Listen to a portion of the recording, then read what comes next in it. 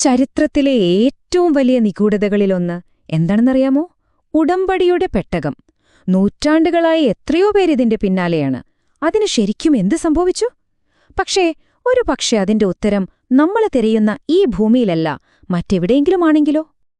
അപ്പോ ബൈബിളിലെ അവസാന പുസ്തകം, വെളിപാട് പുസ്തകം തുറക്കുമ്പോൾ നമ്മൾ കാണുന്നതെന്താണോ? ഞെട്ടിക്കുന്നൊരു കാര്യമാണ്.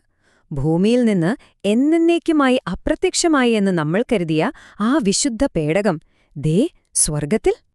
അതെ, ഇതാണ് നമ്മുടെ ഇന്നത്തെ ചോദ്യം. ബൈബിളിലെ ഏറ്റവും പവിത്രമായ ഈ വസ്തു സ്വർഗത്തിൽ എങ്ങനെയെത്തി?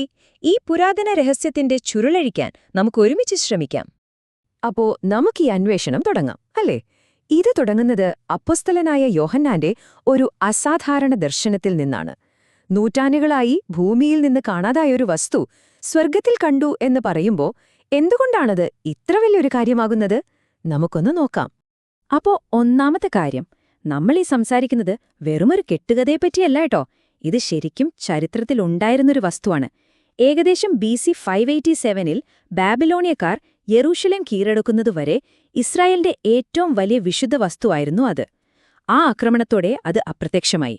അതോടെ ചരിത്രത്തിലെ ഏറ്റവും വലിയൊരു മിസ്റ്ററിക്ക് തുടക്കമായി. അപ്പോ ഇവിടാണ് കാര്യങ്ങൾ കുറച്ചുകൂടെ കോംപ്ലിക്കേറ്റഡ് ആവുന്നത്. ചരിത്രം പറയുന്നു പെട്ടകം ഭൂമിയിൽ നിന്ന് കാണാതായെന്ന്. പക്ഷെ നൂറ്റാണ്ടുകൾക്ക് ശേഷം യോഹന്നാൻ പറയുന്നു താനത് സ്വർഗത്തിൽ കണ്ടെന്ന്. ഇത് രണ്ടും എങ്ങനെ ശരിയാവും? ഈ ദർശനത്തിന്റെ പ്രാധാന്യം ശരിക്കും മനസ്സിലാക്കണമെങ്കിൽ ആ പെട്ടകം എന്തായിരുന്നുവെന്ന് നമ്മൾ ആദ്യം അറിയണം. അപ്പോ എന്തായിരുന്നു ഈ പെട്ടകം? എന്തുകൊണ്ടാണ് ഇതിനിത്രയധികം പ്രാധാന്യം? ഒരുപക്ഷെ അതിന്റെ രഹസ്യം അതിനുള്ളിൽ എന്തായിരുന്നു എന്നതിലായിരിക്കുമല്ലേ?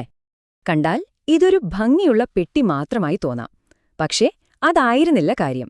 ഇസ്രയേൽ ജനതയെ സംബന്ധിച്ച് അത് ഭൂമിയിലെ ദൈവത്തിന്റെ സിംഹാസനം തന്നെയായിരുന്നു. ദൈവത്തിന്റെ സാന്നിധ്യം അതിലുണ്ടെന്ന് അവർ വിശ്വസിച്ചു. അതുകൊണ്ട് തന്നെ അതിന്റെ പ്രാധാന്യം നമുക്ക് ചിന്തിക്കാവുന്നതിലും അപ്പുറമായിരുന്നു. നോക്കൂ, ഇതിനകത്തുണ്ടായിരുന്ന ഓരോ വസ്തുവിനും ഓരോ കഥ പറയാനുണ്ട്. മന്ന, അത് ദൈവത്തിന്റെ കരുതലിനെ ഓർമ്മിപ്പിച്ചു. അഹ്റോന്റെ വടി, അത് ദൈവം തെരഞ്ഞെടുത്ത നേതൃത്വത്തിന്റെ അടയാളമായിരുന്നു. പിന്നെ 10 കൽപ്പനകളുള്ള കൽപ്പലകകൾ, അത് ദൈവത്തിന്റെ നിയമം തന്നെയായിരുന്നു. ഇതൊരു അടയാളം മാത്രമായിരുന്നില്ല, ഇതിനൊരു പ്രത്യേക ശക്തിയുണ്ടായിരുന്നു. ശരിക്കും പറഞ്ഞാൽ ഒരു സൂപ്പർ പവർ. അത് പോയ വഴികളിലെല്ലാം ചരിത്രം തന്നെ മാറിമറിഞ്ഞു. നമുക്ക് നോക്കാം ഭൂമിയിൽ അതിന്റെ യാത്ര എങ്ങനെയൊക്കെയായിരുന്നു എന്ന്. ഈ ടൈം ലൈൻ ഒന്ന് നോക്കിയേ. ഇത് വെറും ഒരു പെട്ടിയായിരുന്നില്ല, ഒരു ശക്തികേന്ദ്രം തന്നെയായിരുന്നു. നദികളെ വഴിമാറ്റി, കൂറ്റൻ മതിലുകളെ തകർത്തു, യുദ്ധങ്ങൾ ജയിപ്പിച്ചു. പക്ഷേ ആ ബാബിലോണിയൻ ആക്രമണത്തോടെ എല്ലാം പെട്ടെന്ന് നിന്നുപോയി. അതെ, അത്രയൊക്കെ ശക്തിയുണ്ടായിരുന്ന ആ പെട്ടകം ഒരു ദിവസം ഒരു തുമ്പുമില്ലാതെ അങ്ങ് അപ്രത്യക്ഷമായി. എവിടെ പോയി? എന്ത് സംഭവിച്ചു? ആ രഹസ്യത്തിന്റെ പിന്നാലെയാണ് നമ്മൾ പോകുന്നത്. ഈ വാക്യം ശരിക്കും നമ്മളെ ഇരുത്തി ചിന്തിപ്പിക്കും. ഈ ഖാബോധ്, മഹത്വം പോയി എന്ന്. ദൈവസാന്നിധ്യത്തിന്റെ അടയാളമായ ആ പെട്ടകം നഷ്ടപ്പെട്ടത് അവർക്ക് എത്രമാത്രം വേദനയുണ്ടാക്കിയെന്ന് ഇതിൽ നിന്ന് വ്യക്തമാണ്. അപ്പൊ ചോദ്യം ഇതാണ്, അതെവിടെ പോയി? ഒരുപാട് തിയറികളുണ്ട്. ചിലർ പറയുന്നു ബാബിലോണിയൻ സൈന്യം അത് നശിപ്പിച്ചെന്ന്. മറ്റു ചിലർ വിശ്വസിക്കുന്നത് യിരെമ്യാ പ്രവാചകൻ അതെവിടെയോ ഒളിപ്പിച്ചുവെച്ചെന്നാണ്. എത്യോപ്യയിലുണ്ടെന്ന് വിശ്വസിക്കുന്നവരുണ്ട്. അല്ല, യെരൂശലേമിൽ തന്നെ ദേവാലയത്തിന് താഴെ ഒരു രഹസ്യ അറയിലുണ്ടെന്ന് വിശ്വസിക്കുന്നവരുമുണ്ട്. ഇതിൽ ഏതാണ് ശരി? പക്ഷേ ഇവിടെയാണ് നമ്മുടെ ചിന്താഗതി മാറേണ്ടത്.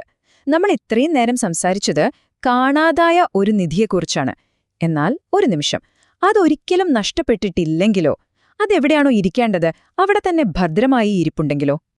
അപ്പോ പെട്ടകം നഷ്ടപ്പെട്ടതല്ല, മറിച്ച് അത് അതിന്റെ ശരിയായ സ്ഥാനത്താണ് ഉള്ളതെങ്കിൽ അതിന്റെ അർത്ഥമെന്താ? ഉത്തരം കിട്ടണമെങ്കിൽ നമ്മൾ ഭൂമിയിൽ നിന്ന് മുകളിലേക്ക് നോക്കണം, സ്വർഗത്തിലേക്ക്.